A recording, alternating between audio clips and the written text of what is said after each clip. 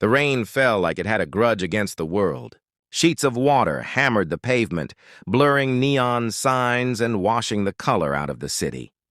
Most people hurried past, heads down, clutching umbrellas. But one man didn't rush. He walked slow, deliberate, as if time itself couldn't push him anymore. Jack Riley. His coat was so worn it looked like it had fought wars of its own. The fabric clung to his shoulders, heavy from the rain. His boots, cracked, soaked, and barely holding together, splashed through puddles that reflected his ghostly silhouette.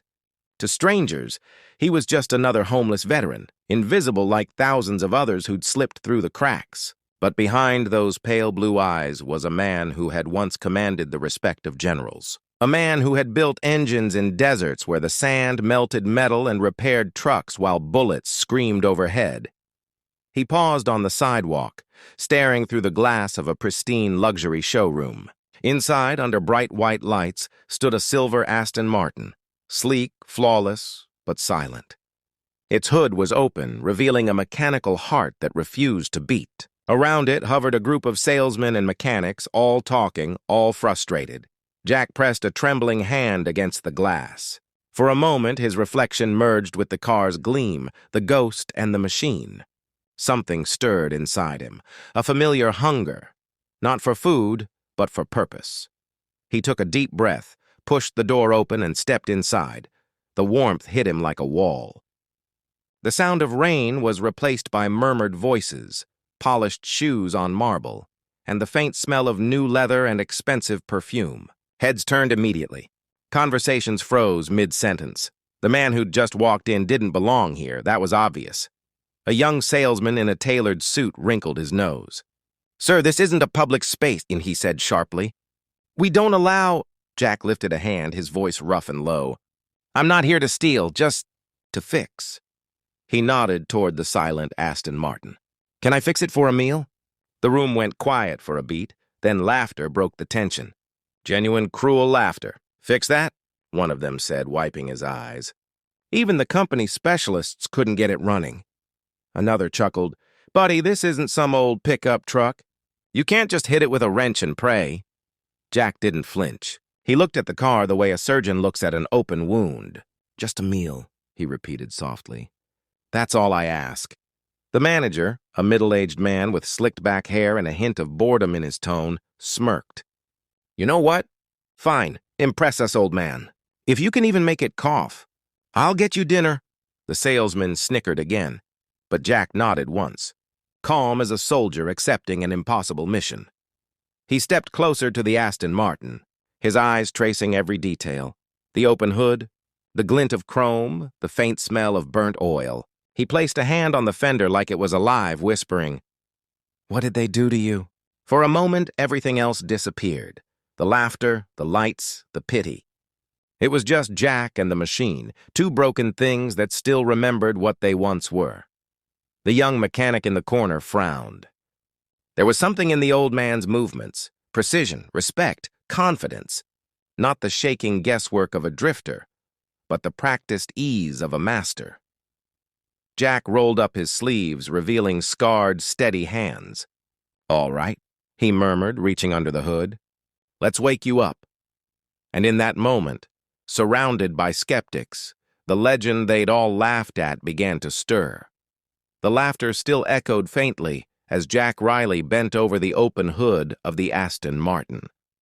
The bright showroom lights reflected off the chrome, throwing sharp glints across his weathered face. The men around him watched with folded arms, smirks ready, waiting for the inevitable failure. To them, this was entertainment, a drifter trying to fix a machine worth more than his lifetime. But Jack wasn't listening. He'd gone somewhere else, somewhere quieter. The sound of rain outside faded, replaced in his mind by the roar of engines in desert heat, the crack of distant gunfire, the bark of radio commands. This wasn't just a car to him.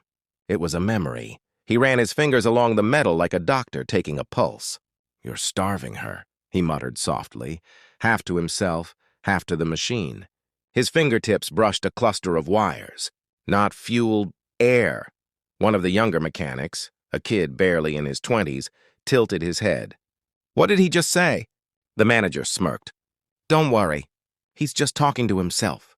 But Jack's hands moved with precision that couldn't be faked. He unfastened a small clamp, adjusted the air intake valve, and listened closely to the faint hiss that followed. Then, with a practiced twist, he realigned a wire that had been incorrectly routed.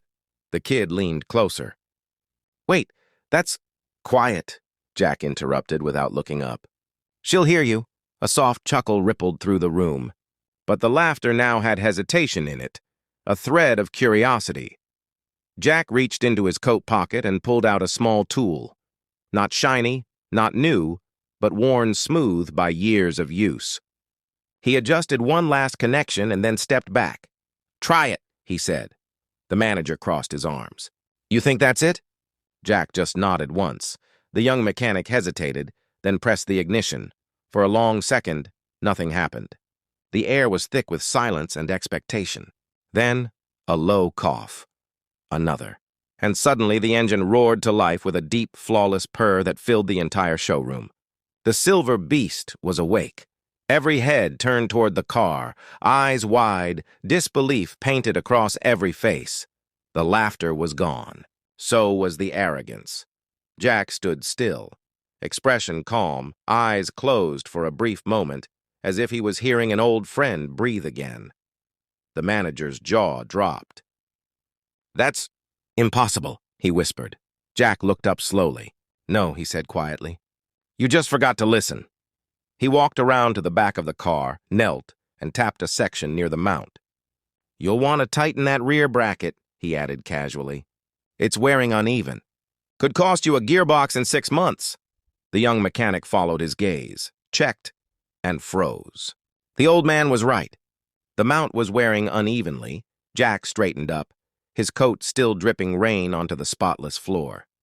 The manager finally found his voice. Who are you?" Jack's eyes met his. For a heartbeat, the weight of years, wars, and memories flickered there. Pride, pain, and something unspoken. "Someone who used to fix things that couldn't afford to fail," he said simply. Out there, mistakes didn't mean refunds. They meant body bags. No one spoke. The only sound was the smooth hum of the Aston Martin, running perfectly for the first time in months. Jack turned toward the door, his boots leaving wet footprints on the polished tile. "Wait!" the young mechanic called out. "You forgot your meal!" Jack smiled faintly without looking back. "Already had it," he said, tapping his chest. "She just fed me." And with that, he stepped into the rain again. The legend they'd laughed at, walking away from the proof that miracles sometimes wore old boots and smelled like engine oil. By morning, the rain had washed the city clean, but it couldn't wash away the story. Every auto blog, every news outlet, every social feed was buzzing with one name, Jack Riley. It started with a shaky phone video uploaded by a junior salesman. The caption read, "Homeless man fixes impossible Aston Martin in 5 minutes." Within hours, the video exploded. Millions watched the soaked, tired stranger breathe life into a car that experts had declared dead. Comment sections flooded with questions. Who was he? Where did he learn that? And then, someone found an old military record, a grainy photo of a younger Jack in uniform standing beside a burning convoy, holding a wrench like a weapon. Turns out, Jack Riley wasn't just some drifter. He was a decorated combat engineer, the kind who repaired engines in war zones under sniper fire. His hands had built escape routes, armored transports, even life-saving improvised vehicles when everything else failed. Soldiers used to call him the Machine Whisperer.